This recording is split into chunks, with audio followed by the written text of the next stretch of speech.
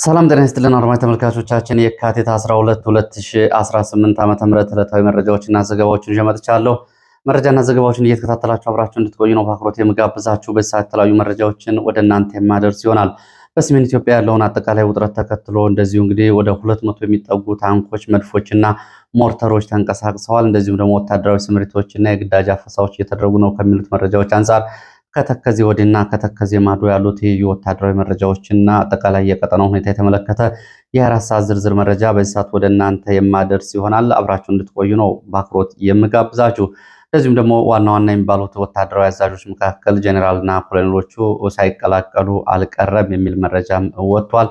ይህንን ጨምሮ ከመረጃዎቹ ሳደርሳችሁ ከሰሜን ኢትዮጵያ አንጻር እንደዚሁ ደግሞ ወደ አማራ ክልል ከሚወስዱ መረጃዎች መካከል ደግሞ የሌሊት የድሮን ጥቃቶች ተፈጽመዋል። በተፈጸመው የሌሊት የድሮን ጥቃት የደረሰው ጉዳትና ሁኔታ ምን ይመስላል የሚለውንም በሰዓት ከያዝኳቸው መረጃዎች መካከል የምትከታተሉት ነው።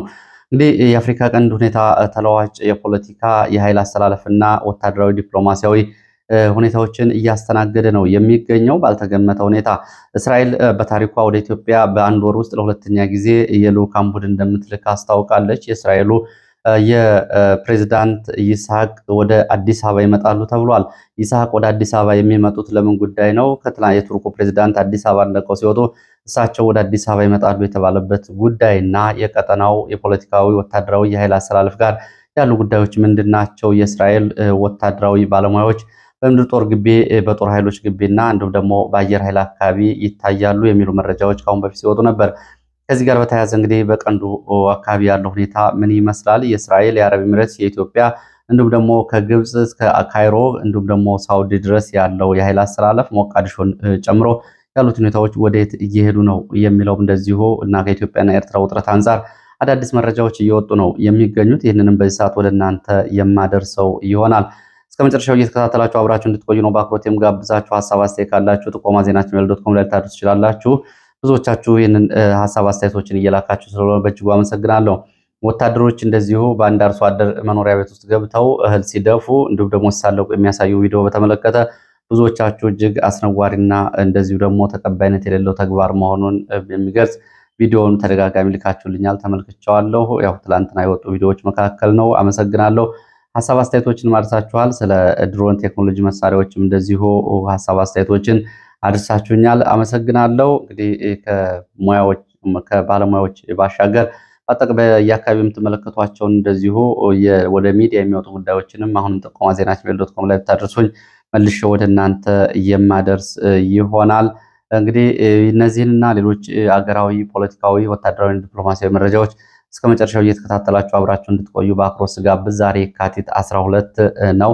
የካቲት 12 በኢትዮጵያ የሰማዕታት ዕለት ተብሎ ይታሰባል። ይሄ እንግዲህ በአዲስ አበባ የግራዚያኒ ላይ የቦምብ ጥቃት መፈጸሙን ተከትሎ በሞገስ እና በአብርሃም እና በሞገስ አስግዶም እና በአብርሃም ደሞጭ የተፈጸመውን የቦምብ ጥቃት ተከትሎ በአዲስ አበባ 33,000 ኢትዮጵያውያን በአሰቃቂ ሁኔታ በግራዚያኒ ትዕዛዝ ተጨፍጭፈዋል። የዚህ መታሰቢያ የሰማዕታት ሐውልት በ6 ኪሎ ቆሞ ይገኛል። ዛሬ ከዚህ ጋር በተያያዘ ዕለቱ የሚታሰብ ነው የሚሆነው። እንግዲህ ስለ ጣሊያን ግፍና ሰቆቃ፣ ስለ ጣሊያን ፋሽስት በነገራችን ላይ በርካታ መጽሐፍ ተጽፏል። አሁን በአማራ ሕዝብ ላይ የሚደርሰው ግፍና ሰቆቃ ጣሊያን ጸረ አማራ የሚል እንደዚሁ በኢትዮጵያ የቅኝ ግዛት ፖሊሲን ካስተዋወቀ በኋላ ይህንን ህወሓት ተቀብሎ ሲተገብረው ቆየ። አሁንም የኦሮሞ ፖለቲከኞችና ስልጣን የያዙትም ሆነ ስልጣን ያልያዙት በትይዩ የሚያራምዱት ጸረ አማራ ፖለቲካ ኢትዮጵያን ለመበተንና ለማዳከም አማራን መበተን ያስፈልጋል የሚለው ከዛ ቆየት ብሎም እንደዚሁ ለኤርትራ ተገንጣዮች እንደዚሁ እንደ የሐሳብ መሰረት የሆነው ይሄ የጣሊያን የሁለተኛው ወረራ ነው። በዚህ በኩል ከተጻፉ መጽሐፍቶች መካከል አማራን ለይቶ ማጥቃት በሚለው ላይ በርካታ ጉዳዮችን የምታገኙበትን መጽሐፍ በዚሁ በአጋጣሚ ልጠቁማችሁ። ፕሮፌሰር አልቤርቶ ሰባኪ የጻፈውና ምሻው አለማየሁ ወደ አማርኛ የመለሰው የ5 ዓመቱ የፋሽስት ወረራ በኢትዮጵያ የሚል መጽሐፍ አለ። እዛ ላይ ብታነቡት አማራውን ነጥሎ በሃይማኖትም በማንነትም ለማስጠቃት የተደረጉትን አጠቃላይ የጣሊያን ፖሊሲዎችና አሁን እየተተገበሩ ያሉትን ላለፉት 90 ዓመታት በኢትዮጵያ ውስጥ እየተተገበረ ያለው እንግዲህ በተለይ በወያኔና አሁን ደግሞ በኦህዴድ ብልጽግና ያለውን በውል ልትገነዘቡ ትችላላችሁ። ወደ መረጃዎቹ እሄዳለሁ። ወደ መረጃዎቹ ሲሄድ የፍርድ ቤት መረጃዎችን ማስቀደም ነው ጀምረው የችሎት መረጃዎችን በችሎት የሚገኙ እስረኞች ትላንትና በእስር ቤት የሚገኙ እስረኞች ወደ ፍርድ ቤት ቀርበዋል። በነ ዮሐንስ ቧያለው የክስ መዝገብ የሚጠሩ የፖለቲካና የህሊና እስረኞች ፍርድ ቤት ቀርበዋል። ፍርድ ቤቱ ላይ የነበረው ሁኔታ በተመለከተ አጭር ከዛው አካባቢ የወጣ መረጃ አለ። እሱን ወደ እናንተ ላድርስ እና ወደ ሌሎች መረጃዎች እሄዳለሁ። እንግዲህ ትላንትና ልደታ ከፍተኛ ፍርድ ቤት የቀረቡት የተከበሩ ዮሐንስ ቧያለው መዝገብ በሌሉበት የተከሰሱትን ጨምሮ 52 ተከሳሾች መካከል 16 የሚሆኑት በአማራ ማንነታቸው ከየመኖሪያ ቤታቸውና ስራ ቦታቸው ታፍነው በግፍ እስር እየተሰቃዩ ይገኛሉ። በምርመራ ስም በአፋር ክልል በአዋሽ አርባ ድረስ ተወስደው በሲቪሎችና በወታደር ካምፕ ለ6 ወራት እንዲሁም በአዲስ አበባ ፌዴራል ፖሊስ ሜክሲኮ ለበርካታ ጊዜያት በእስር ላይ የሚገኙ የሰብአዊ መብት ጥሰት እየተፈጸመባቸው የሚገኙ ናቸው። እንግዲህ ትናንትና ፍርድ ቤት እየቀረቡት በዚህ ሁኔታ እንግዲህ በ16 ተከሳሾች መካከል ትላንትና ያው 52 ናቸው ተከሳሾቹ፣ ሌሎቹ በሌሉበት ነው። አሁን እየተመላለሱ ያሉት 16 ናቸው። አማራ መለሰ በእስር ላይ ያለ በምርመራ ወቅት በደረሰበት ድብደባ ምክንያት የአእምሮ የጤና እክል ገጥሞት በአማኑኤል ሆስፒታል ይገኛል። እሱ ፍርድ ቤት አልቀረበም።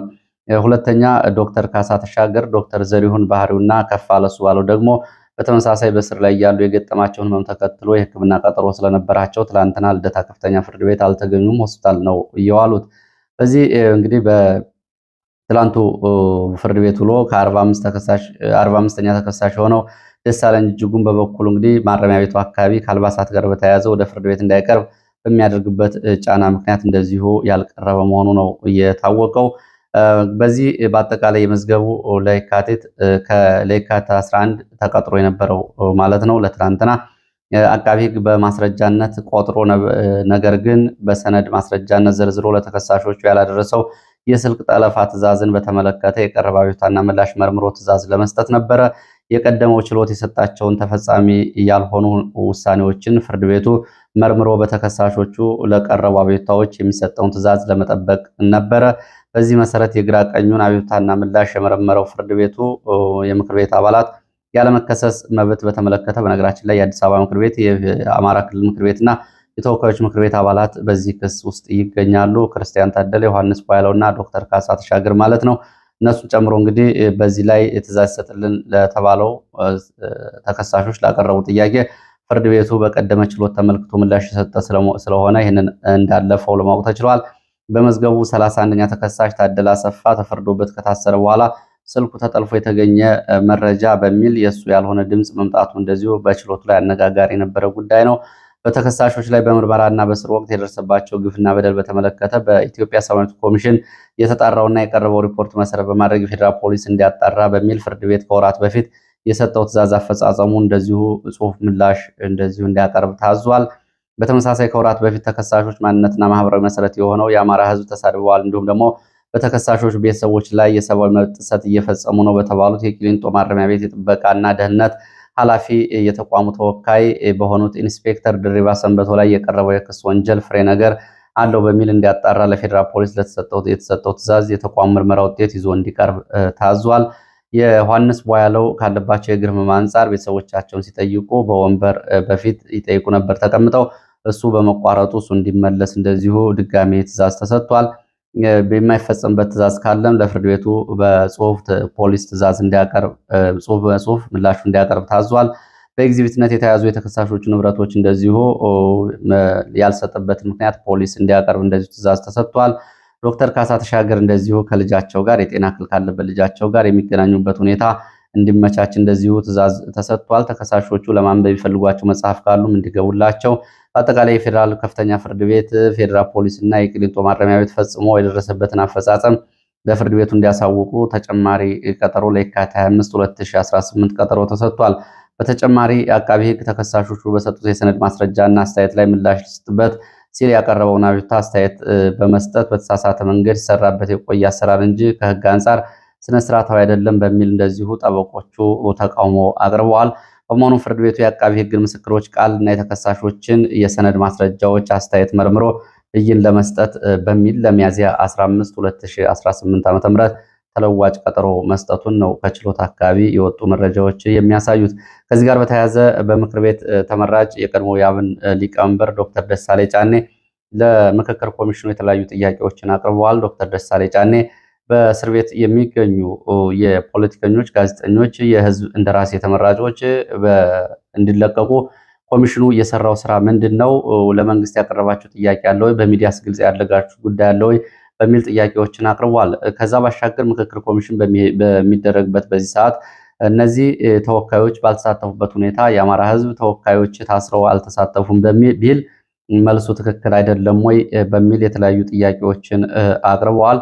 በተለይ የአማራዎች እስር ቤት ይገኛሉ፣ አንድም ትግሬ እስር ቤት አይገኝም። የትግሬ ልሂቅ የኦሮሞ ልሂቃና ፖለቲከኞች ታስረው ነበር፣ ተፈተዋል። አማሮቹ ግን አሁን እየተሰቃዩ ይገኛሉ። ይሄ እስከ መቼ ይቀጥላል የሚል ጠንከር ያለ ትችት ዶክተር ደሳሌ ጫኔ አንስቷል። ከዚህ ጋር በተያያዘ አጥጋቢ ያልሆነ ምላሽ ነው እየተሰጠው ከምክክር ኮሚሽኑ። ምክክር ኮሚሽነሯ የሰጡት ምላሽ እዚህ ግባ የሚባል አይደለም። የምክክር ኮሚሽኑ ጉዳይ ከተነሳ በነገራችን ላይ በትላንትናው ዕለት የሁለተኛ ዙር የስራ ዘመኑ ሲራዘምለት ከቀረቡ ሪፖርቶች መካከል ዋዜማ ሬዲዮ የሚከተለውን ተመልክቷል። ምክክር ኮሚሽኑ ከፍተኛ ችግር እንደገጠመው ሪፖርት አቅርቧል። እንግዲህ ይሄ 4 ችግሮች ገጥመውኛል ብሎ ሪፖርት አቅርቧል ለፓርላማው። ይሄ ሪፖርት ካቀረበ ምን ያስቀጥለዋል? ምን እየሰራ ነው አለ ማለት ይቻላል ወይ የሚለውን እንግዲህ ብዙዎቻችሁ ልታነሱ የምችሉት ጥያቄ ነው። ምክክር ኮሚሽኑ ባቀረበው ሪፖርት ላይ እንግዲህ የተለያዩ ችግሮች እንደገጠሙት ነው እያነሳው። በዚህ ላይ የታዩ ችግሮች እንግዲህ ኮሚሽኑ ስራ እየሰራ እንዳልሆነና አስፈላጊነቱን ጥያቄ ውስጥ እንደገባ የሚያሳዩ ናቸው የተነሱበት እና የገጠሙት ችግሮች። ከነዚህ መካከል ምክክር ኮሚሽኑ 4 ከባድ ችግሮች ገጥመውኛል ብሏል። ዋናው እንግዲህ ኮሚሽኑ ለፓርላማው በጻፈው ሪፖርት ላይ ዋዜማ የሚከተለውን እንደተመለከተ አድርጓል። አንደኛው የግጭትና ጦርነት፣ በሀገሪቱ ውስጥ ግጭትና ጦርነት መቀጠሉ ለስራዬ ከባድ ፈተና ሆኖብኛል ብሏል። ከዚህ ጋር በተያያዘ እንግዲህ በምክክር ኮሚሽኑ በዚህ ሁኔታ ከምክክር ኮሚሽኑ ምን እየሰራ ነው የሚለው ብዙ ሊያነሳው የሚችለው ነው። ጦርነቶች ሳይቆሙ፣ ግጭቶች ሳይፈቱ፣ የሰላም ውይይት ሳይደረግ የምክክር ኮሚሽን ይደረግ መባሉ በሀገሪቱ ውስጥ የምክክር ኮሚሽንን ተግባር ከሌሎቹ ሀገራት አንጻር ያከሽፈዋል የሚሉ ለዚሁ አስተያየቶች ከአሁን በፊት ሲወጡ ነበር። አሁን በግጭትና በጦርነት ውስጥ ምክንያት የችግር ገጥሞኛል ብሏል። እንደሚታወቀው የሀገሪቱ ከ2/3 በላይ ጦርነት ውስጥ ነው ያለው። አሁን ደግሞ አርግዞ የመጣ ጦርነት አለ፣ ያንዣበበ ጦርነት። ይህንን ጨምሮ ችግር ገጥሞኛል ብሏል ምክክር ኮሚሽኑ። ከዛ ባሻገር ደግሞ የገለልተኝነት ጥያቄዎች ተነስተውብኛል፣ ገለልተኛ አይደለም በሚል ምክክር ኮሚሽኑ ፈተና ሆኖብኛል ብሏል። ይሄ በተደጋጋሚ ሲነሳ የነበረና የብልጽግና የቄጠማ ምርኩዝ ነው እንጂ እንደዚሁ ችግር የሚፈታ አይደለም የሚለው ጉዳይም እንደዚሁ እና እንዲሁም ደግሞ ሐሰተኛ መረጃዎች ምክክር ኮሚሽኑ ተመለከተ የተሰራጩት እንደዚሁ ፈተና ሆነውብኛል ብሏል። እንግዲህ ምክክር ኮሚሽኑ ካቀረባቸው ችግሮች መካከል 4ኛውና ዋናው ችግር ደግሞ ታጣቂዎች በዚህ ምክክር ኮሚሽን አለመሳተፋቸውና ብዙ የፖለቲካ ፓርቲዎች ምክክር ኮሚሽኑን ረግጠው መውጣታቸው ፈተና ሆኖብኛል ብሏል። ስለዚህ እንግዲህ በኢትዮጵያ ውስጥ የትጥቅ ትግል የሚያደርጉ ኃይሎች ካልተሳተፉ፣ የፖለቲካ ፓርቲዎች ረግጠው ከወጡ ይሄ ምክክር ኮሚሽን ከማን ጋር ነው የቀረው ይባላል። ያው ብቻውንና ከብልጽግና ጋር ቆሟል፣ ወይም ደግሞ ብልጽግና ነው እሱ፣ ወይም ደግሞ በሌላ ጎን የብልጽግና ጉዳይ አስፈጻሚ ሆኗል ማለት ነው። የሀገሪቱ ዋና ችግር የፖለቲካ እና ተዛማጅ ችግሮች አሉብን ብለው ትጥቅ ያነገቱ እንዲሁም ደግሞ ሌሎች አካላት በዚህ በኩል ካልተሳተፉ ይሄ ኮሚሽን ከማን ጋር ነው ያለው ለራሱ ጥያቄ የሚጠየቅ ነው። የትግራይ ክልል ጉዳይንም እንደዚሁ አብሮ አንስቷል። በትግራይ ክልል ያለው ጉዳይም እንደዚሁ አሳሳቢ መሆኑንና ቁርጥ ያለ ምላሽ አልተሰጠንም በጊዜው ያስተዳድሩ የሚል እንደዚሁ ሪፖርት አቅርቧል ምክክር ኮሚሽኑ። ወደ ሌሎች መረጃዎች ስመጣ እንግዲህ ወደ አፍሪካ ቀንድና ኢትዮጵያን አብሮ የያዘውን አጠቃላይ በትልቁ ስዕል የሚያሳየውን የቀጠናው ሁኔታ ከዛ በኋላ እንደገና ወደ ሀገር ውስጥ ያለውን አስተላለፍ በሰሜን ኢትዮጵያ ያለውን ውጥረት እመጣበታለሁ።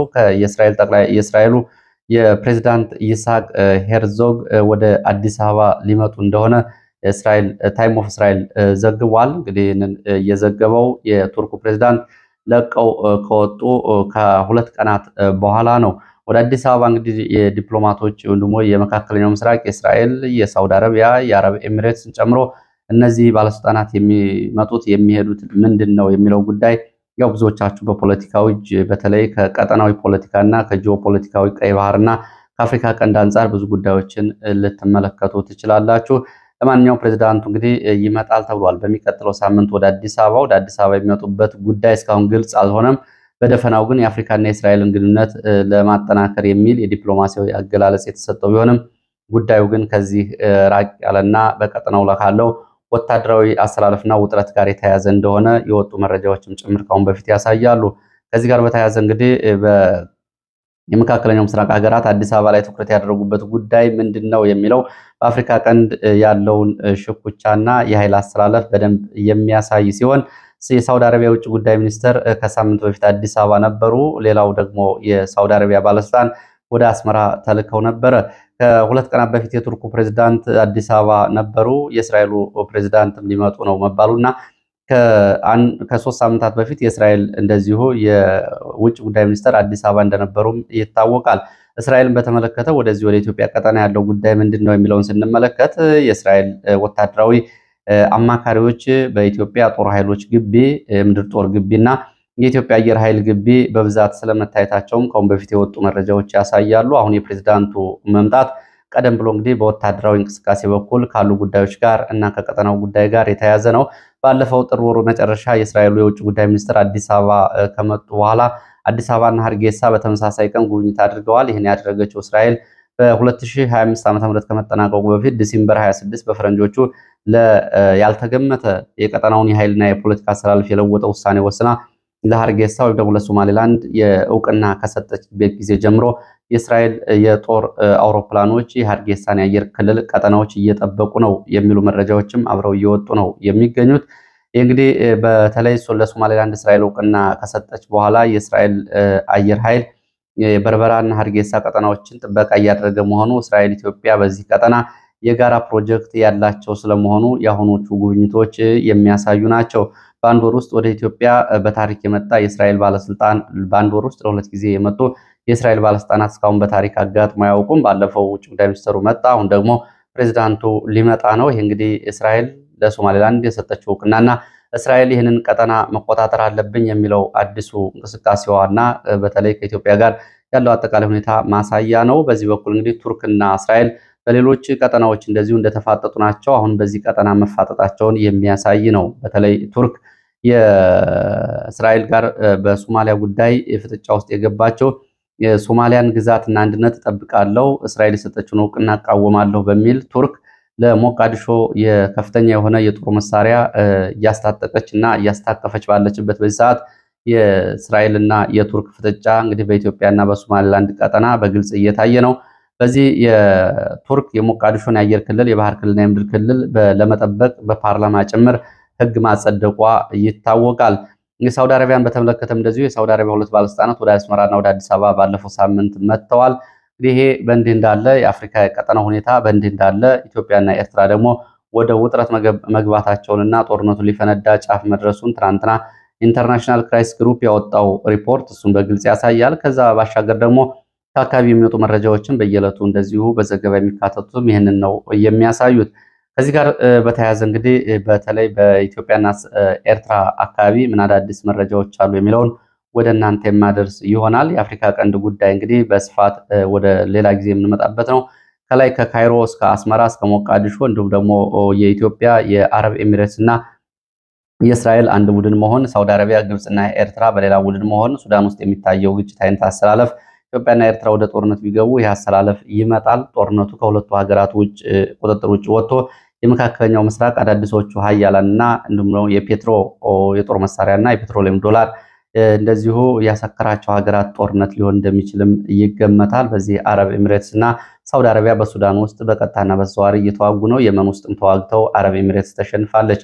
አሁን አረብ ኤሚሬትስ ከኢትዮጵያ ጀርባ አለች፣ ከኤርትራ ጀርባ ደግሞ ሳውዲ አረቢያ አለች። እሱን እንግዲህ የሚያሳዩ መረጃዎችን ወደፊት እየተከታተልኩ አቀርባለሁ። ዛሬ ግን ይህ በእንዲህ እንዳለ በኢትዮጵያና ኤርትራ መካከል ያለው ወታደራዊ ውጥረት ፍጥጫው ሊፈነዳ ጫፍ መድረሱ ነው እየተገለጸ ያለው። በዚህም እንግዲህ ህወሓትና የትግራይ ክልል አካባቢ በርካታ ወታደራዊ ስምሪቶች የተደረጉ መሆናቸውን የሚገልጹ መረጃዎች ወጥተዋል።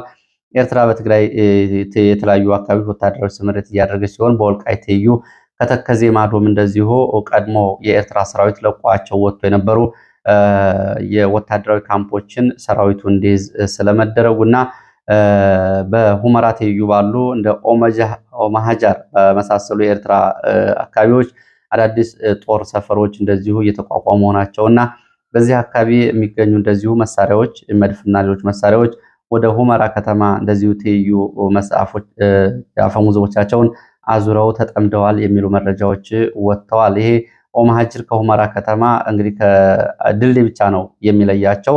አንድ ድልድይ ነው የሚለያቸው። 100 ሜትር የማይሞላ ርቀት ነው እንግዲህ በርቀት ሲታይ።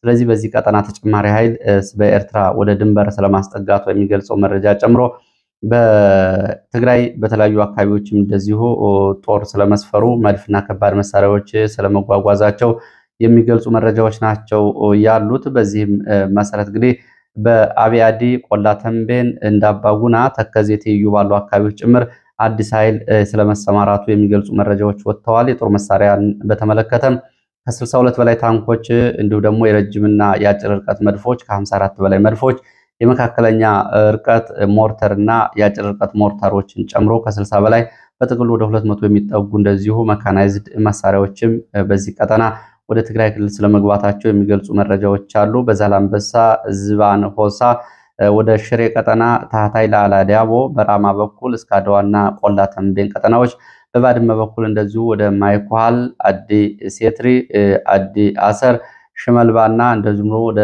ትግራይ መቀሌና የአፋር አካባቢዎች እንቅስቃሴው ስለመኖራቸው የሚገልጹ መረጃዎች ወጥተዋል። በኢትዮጵያ በኩል ደግሞ በዚሁ ትይዩ ባሉ አካባቢዎች በወልቃይት በበርካታ በሺህ የሚቆጠር ሰራዊት አዲስ ስለመስፈሩ ነው። የሰራዊቱን ብዛት በተመለከተ የሚገልጹት የዓይን እማኞች ይህን ያክል ሰራዊት መሬቱ ለመሸከም እስኪቸግረው ድረስ በርካታ ሰራዊት በወልቃይት ላይ ሰፍሯል ነው ያሉት። በ10 ሺዎች የሚቆጠር ነው። የጦር መሳሪያም በተመሳሳይ በጠለምትም እንደዚሁ በተመሳሳይ በብዙ ሺህ የሚቆጠር ሰራዊት በዋግ ኽምራ እንደዚሁ በትይዩ በራያ በኩል በአፋር በኩል እንደዚሁ በርካታ ኃይል ስለመጠጋቱ ሲታወቅ ህወሓት ሙሉ የወታደራዊ ዝግጅቱን እንዳጠናቀቀ ትላንትና የወጡ መረጃዎች ያሳያሉ። በዚህም በትግራይ የሚገኙ ተቋማት፣ ትምህርት ቤቶች፣ የፋብሪካ መጋዘኖች፣ ጤና ተቋማት በጊዜያዊነት የቁስለኛ መቀበያና የቁስለኛ ማከማቻ ማዕከል እንዲሆኑ እንዲዘጋጁ ትዕዛዝ ስለመሰጠቱና አንዳንድ ትምህርት የጀመሩ ትምህርት ቤቶች ጭምር ለዚህ ዝግጁ እንዲሆኑ ስለመታዘዛቸው የወጡ መረጃዎች ያሳያሉ። ህወሓት ቀድሞ ካልተተኮሰብን ቀድመን አንጀምርም፣ ቀድመን ጦርነት ጀምረን የዲፕሎማሲ ኪሳራ እንዲደርስብን አንፈልግም የሚል አቋም ላይም እንደዚሁ ስለመድረሱ የሚገልጹ መረጃዎች አሉ። እንግዲህ በእርግጥ ቋሚ ሀሳብ ላይሆን ይችላል። ሌላው በሱዳን ሐምዳይት ከሚገኙ የህወሓት ታጣቂዎች ጋር ስልጠና እየሰለጠኑ የነበሩ የቅማንት ታጣቂዎች የተወሰኑት ሰሞኑን ጠፍተዋል የሚል መረጃ ነው የወጣው። ጃኖ ክፍለ ጦር በሚል ህወሓት ከሚያሰለጥናቸው ጥቂት የቅማንት ታጣቂዎች ሱዳን ውስጥ ካምፕ ወስደው ማለት ነው ሰሞኑን ጥቂቶቹ ጠፍተዋል። ምክንያቱ አልታወቀም። በመተማና ቋራ ስምሪት ተወስዳላችሁ ጦርነቱ ሲጀመር ተብለው ስልጠና እየወሰዱ የነበሩ ጥቂት ታጣቂዎች ጠፍተዋል። ወደ የት እንደገቡ የታወቀ ነገር የለም። ቀደም ብሎ ከህወሓት አርሚ 7 ከሚባለው የህወሓት የሱዳን ኃይልም ባለፈው ሳምንት ቁጥራቸው በውል ያልታወቀ የህወሓት ታጣቂዎች ወደ ሊቢያ በመሰደድ የቡድን መሳሪያዎችና የነፍስ ወከፍ መሳሪያዎችን ለሱዳን ከብት አርቢዎች ወይም ደግሞ ዘላኖች በመሸጥ መጥፋታቸውንም መረጃዎቹ ጠቁመዋል። ወደ ሌሎች መረጃዎች ሲሄድ እንደዚሁ የህወሓት ጀነራል ጉሽ ገብረ እንዲሁም ደግሞ የአርሚ 15 አዛዥ ነው። እሱ ባለፈው እንግዲህ በህወሓት ታጣቂዎች በቁጥጥር ስር ውሎ ለበርካታ ጊዜያት ከታሰረ በኋላ እንደዚሁ ተፈቶ በዋስትና ተለቆ ውጭ ሆኖ እንዲከራከር መደረጉ ይታወቃል። እሱን ጨምሮ ጀነራል ጉሽ ገብረ፣ ጀነራል ከበደ ፍቃዱ ማለት ነው። ይህን እንግዲህ በህወሓት ጦርነት ጊዜ በወልዲያ ዙሪያ ስሙ በደንብ ሲነሳ የነበረ ጀነራል ነው።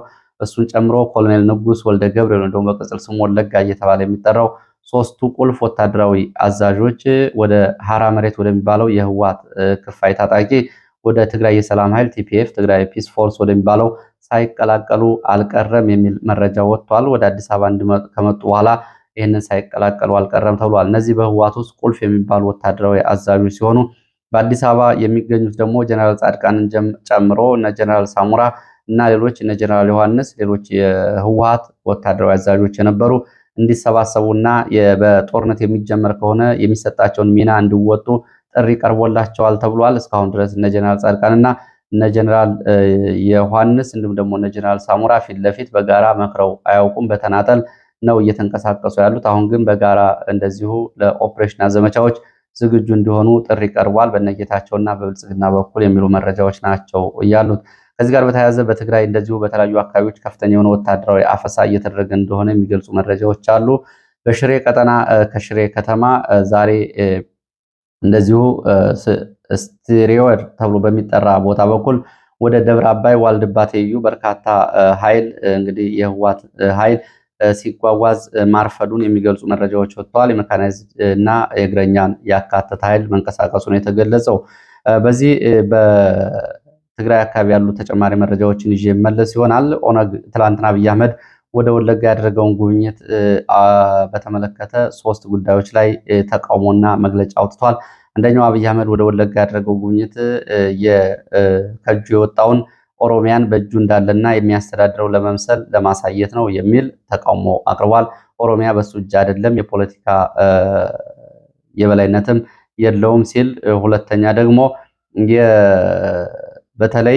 በተለይ የሰላም ጥሪ ለአፍ ይቅር ወይም ደግሞ ለከንፈር ሲባል ያቀረበው የሰላም ጥሪ ተቀባይነት የሌለውና አሁንም ችግሩን ከስሩ ለመፍታት ኦነግ ያለውን የሰላም ቁርጠኝነት እንደዚሁ ውድቅ የሚያደርግ በሚል እንደዚሁም በዚህም ተሳልቆበታል። ሶስተኛውና መሰረታዊ ኦነግ ያነሳው የኦሮሞ ጥላቶች በሰሜን ኢትዮጵያ እየተሰባሰቡ ስለሆነ ስልጣናችን ለመጠበቅ መስራት አለብን በሚል ኦሮሞን ከጎኑ ለማሰለፍ ያደረገው ጉብኝት ነው ሲል ኦነግ በሰጠው መግለጫ ይህንን አንስቷል። ወደ ሌላ መረጃችን ስንሄድ ወደ ሸዋ የሚወስድን መረጃን የሚያስከትለው በሸዋ በረህት እና ሀገረ ሰላም ትይዩ ባለ አካባቢ ሚጤ በሚባል ቦታ ዛሬ ሌሊት የድሮን ጥቃት ተፈጽሟል። ሚጤ ተብሎ በሚጠራ ቦታ ላይ በተፈጸመው የድሮን ጥቃት ትምህርት ቤት ላይ ነው የተፈጸመው ጥቃቱ። በሰውና በንብረት ላይ የደረሰው ጉዳት በዝርዝር አልታወቀም። ይህ እንግዲህ የሌሊት የድሮን ጥቃት ነው። ሰሞኑን እንግዲህ በሸዋ ቀጠና ይሄ 6ኛው የድሮን ጥቃት ነው ማለት ነው። የካቲት ከገባ ወዲህ ለሰዓት የነበሩኝ አጫጭር መረጃዎች እነዚህ ነው። ስለተከታተላችሁ በእጅጉ አመሰግናለሁ። በሌላ ተመሳሳይ መርሃ ግብር እስከምንገናኝ ድረስ